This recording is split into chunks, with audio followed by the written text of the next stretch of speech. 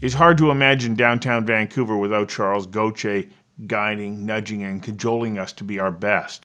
For the better part of 30 years, Gautier has led the Downtown Vancouver Business Improvement Association, and by extension, he's led all of us to be contributors to a vibrant community. He says, "When I started with the association, it was small in every way. Had a small staff, a small budget, and a small mandate. From humble beginnings, as the saying goes. But how did Mr. Gautier do it?" Well, he says, "I knew we had to do something of significance, but I also knew it had to be the right thing. So I spent 6 months just listening to members, elected officials, and citizens.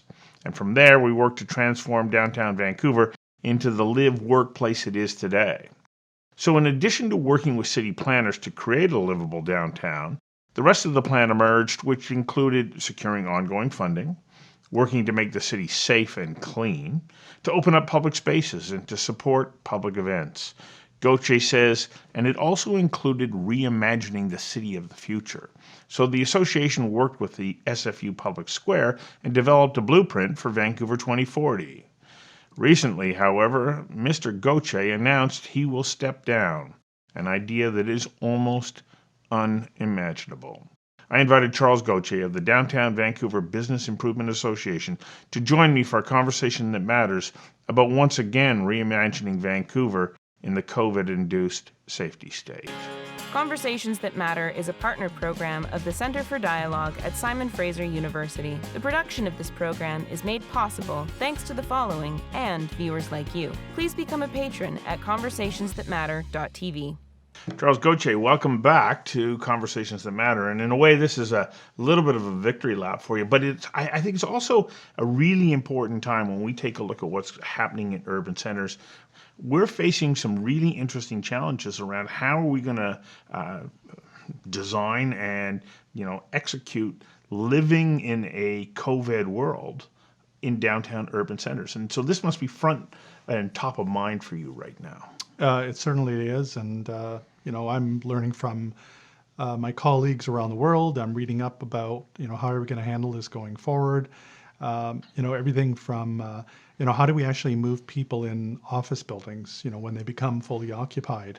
How are we going to manage that? How are we going to see a recovery of our tourism and hospitality sector? I was told recently that to get to 2018 levels, which apparently was a high mark here in BC in terms of tourism, it could potentially take 4 to 7 years to get back to those levels. But it's we have to start the work now, and I think that organizations like ours, other BIAs in the city of Vancouver, have really started to chip away at that. We've seen some really positive changes. I like to call them the positive legacies of COVID-19. Well, that's because you're an eternal optimist. I am. But, the fact that 200 temporary patios have been approved within an 8-week period by the city of Vancouver and providing a bit of a lifeline to those restaurants, I think is a victory that we need to celebrate.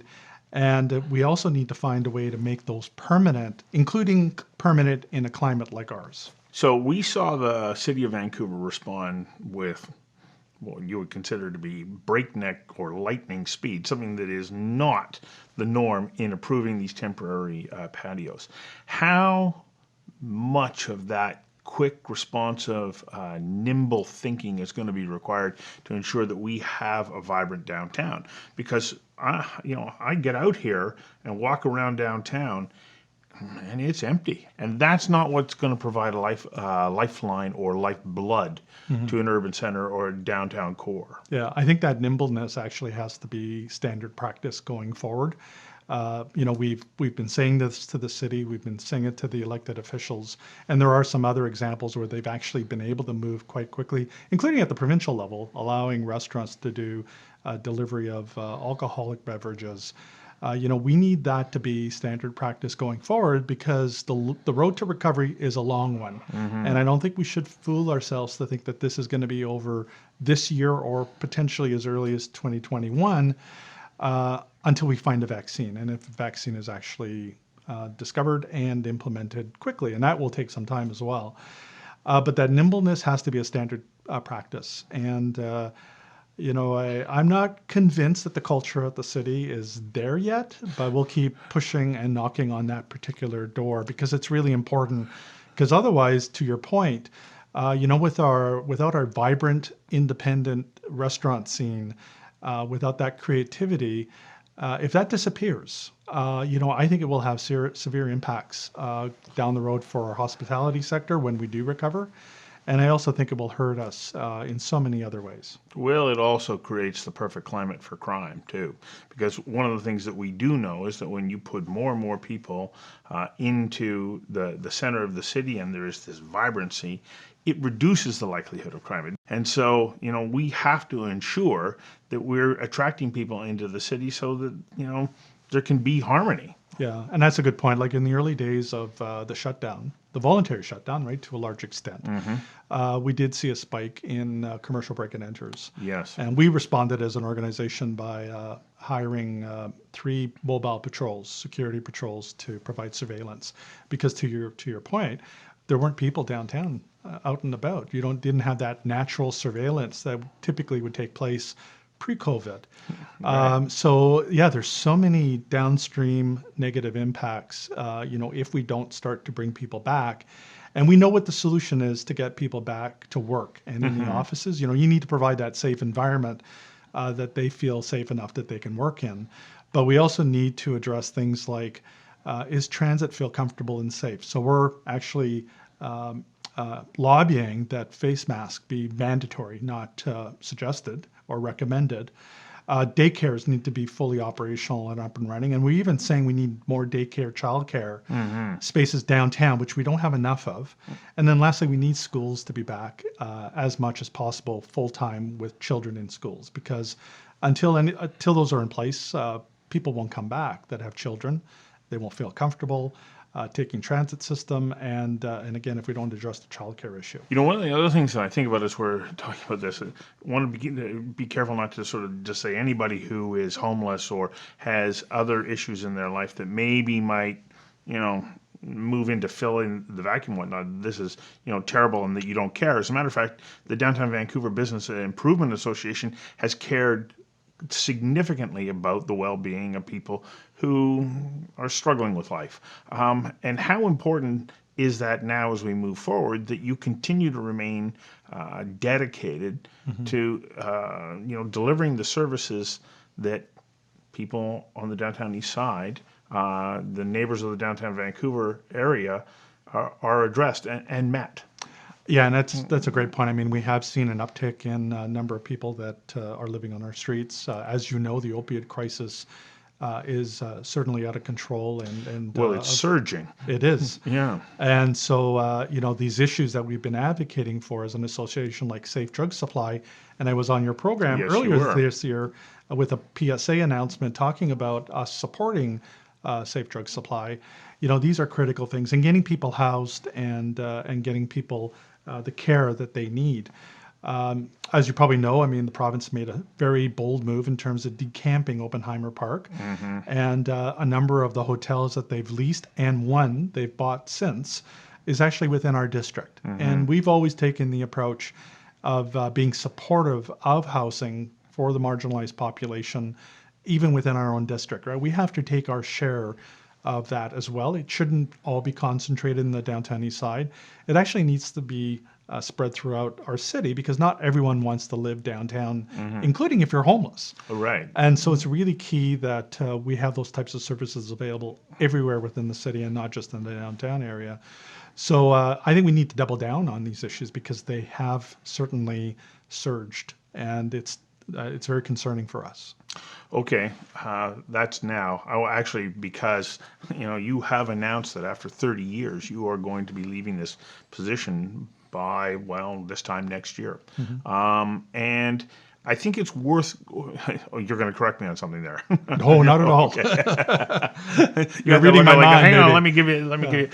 I think it's worth taking a look at what the value of the Business Improvement Association has been in helping to reshape downtown Vancouver. Because when we go back 30 years ago, commercial leasing rates were very low. There was this move away from the city, and yet somehow through the work that you've done, you've helped to be a part of that move that's brought much greater vibrancy back into the city center. So when you first arrived here, you looked around, and what did you see? What did the downtown of Vancouver 1990 look like to you? Yeah. So I arrived in '92. Yeah. I worked 2 years in the Okanagan in Summerland, running a very similar organization, much smaller scale.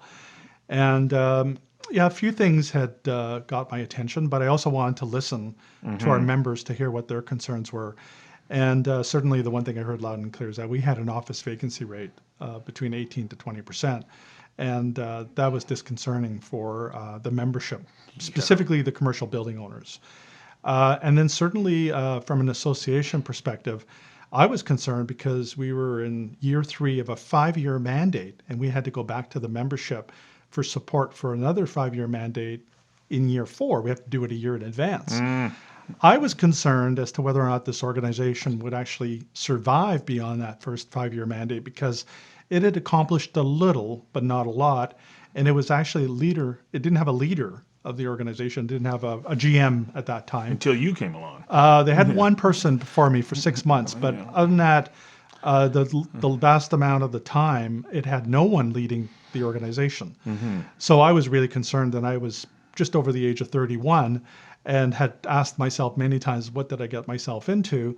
But being young and brash and probably not knowing better at that time, I thought I could do some amazing things. And of course, with the support of a lot of people, we were able to accomplish a lot in about a year and a half, get our mandate renewed for another 5-year term, which took us to the year 2000. And then, we've been able to make leaps and bounds, taking this from an organization of 3 people in '92 to now a team of 34 with a budget of $5 million versus a budget of $500,000 back in '92. So you're sitting there in a situation where you're looking at this really unsupportable vacancy level within commercial real estate. And there's probably a whole bunch of people who are looking right now going, oh, could we go back to that? Do you look at that time and now and say, okay, what did we learn from there that we can apply to now to make sure that we don't wind up with those same kinds of enormous vacancy rates? Because it's bad as far as everything else that we talked about, getting people into the city, and it's not good for anybody who's in the commercial real estate business. Well, it's a much different time, and we're obviously dealing with a much different issue in terms of this is a worldwide pandemic, and we're all in the same boat, so to speak. However, I think that downtown Vancouver is positioned in a very favorable way. As a result of what was done in decades past? I think primarily because of some really bold moves by previous city councils in terms of the Living First strategy. So all the work that Ray Spaxman and Larry Beasley and Ann McAfee, the planners at the time with the city of Vancouver, in terms of saying we need to get a strong residential population here on the downtown peninsula. So we have over 100,000 people that live on the downtown peninsula, which we had not anywhere near that other than the West End back in 1992. Right. So I think that's different now. And I also think that downtown Vancouver is a very desirable place for employers for a variety of reasons. We've got a great transit system that can work extremely well and has been built, I think, extremely well over the course of the last number of decades. And I also think that we have a much more sophisticated commercial real estate professional group that's there now, and they know how to market their stuff. The one thing that is sort of the same is the work that we do. And back in 1992, when we had that high office vacancy rate, we were told by our membership, focus on the basics, make sure that it's safe and clean, and do things to make the downtown interesting in terms of placemaking, sponsoring festivals and events. If you can make it fun and make it enjoyable and safe and clean, then we'll do the rest of our work. And so that's what we focused on for all this time. And we've actually doubled down on the amount of work that we're going to do in each of those respective areas. Irrespective of what's happening now with COVID-19, we're well positioned as an organization and well financed as an organization to be able to sort of pick up the pieces when life gets back to a new normal.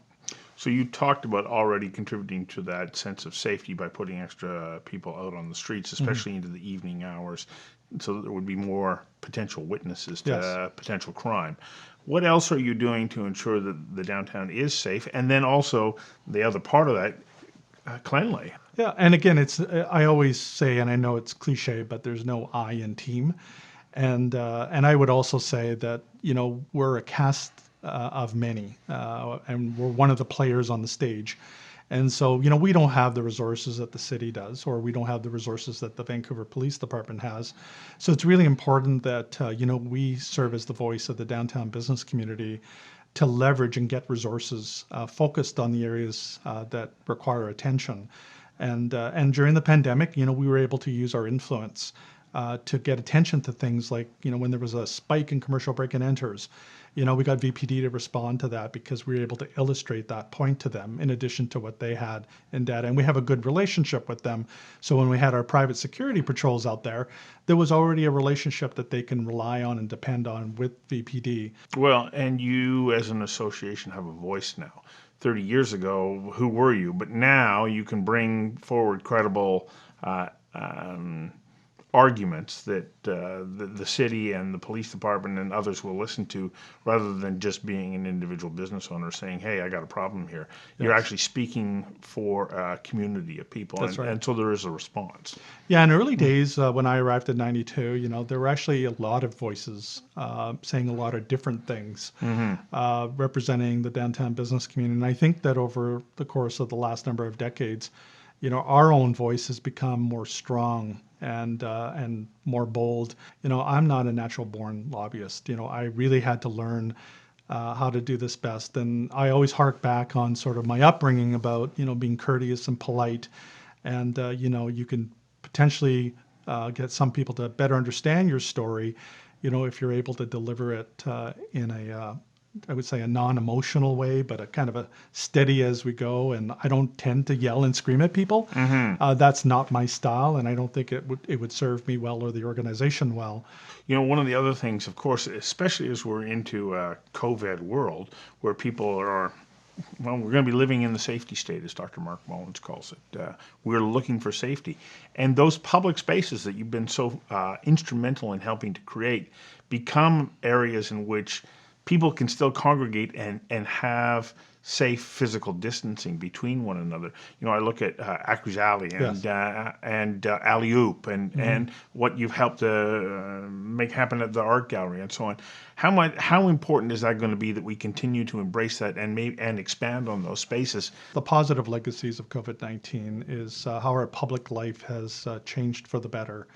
And we just need to find a way to make them more rain friendly, and and because again, the climate that we live in, and I'm hoping that the city and city staff can be really nimble about how do we adapt those spaces so that they can be used year round.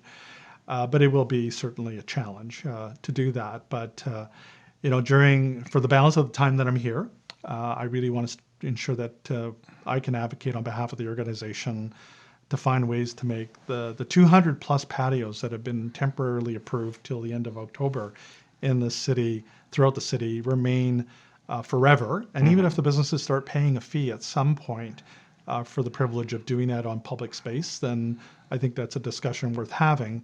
But I hope we don't roll it back because, public life and enjoying public space is going to be a critical piece to the recovery. Well, it'll be a critical piece to our own sense of community and well-being. So in light of all that, and I only want to touch on it briefly because I'm going to run out of time, but as you promote and support an awful lot of events and festivals. And I think that this is also going to be important, especially if they're happening in outdoor spaces.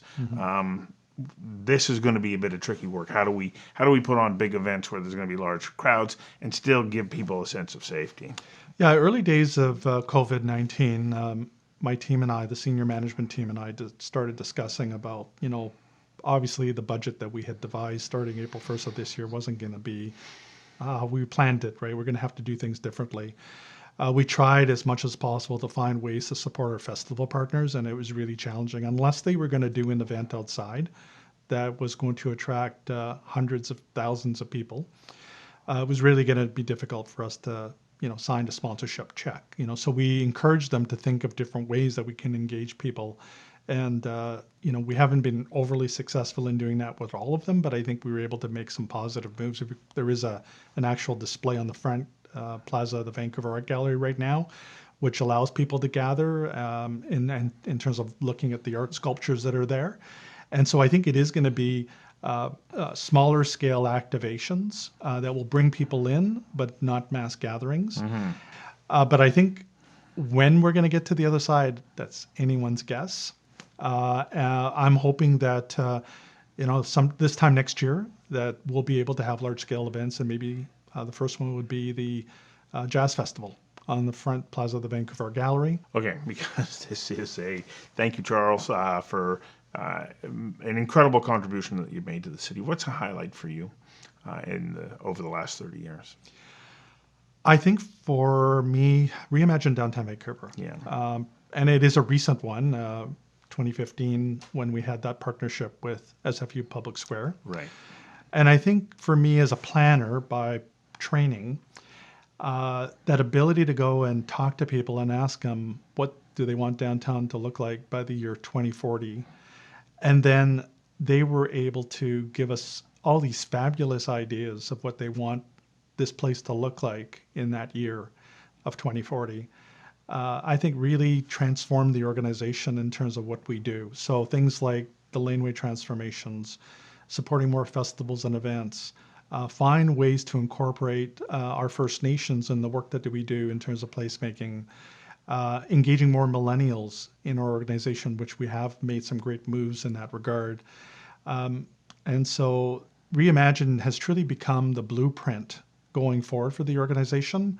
And my hope is that my successor will follow that through to the year 2040. Well, we're going to make sure that they watch this interview right now and know that you've thrown down the gauntlet. Congratulations on a terrific career and such a remarkable contribution that you've made to Vancouver. Thank you very much for coming in. Thank you. You're welcome. Yeah.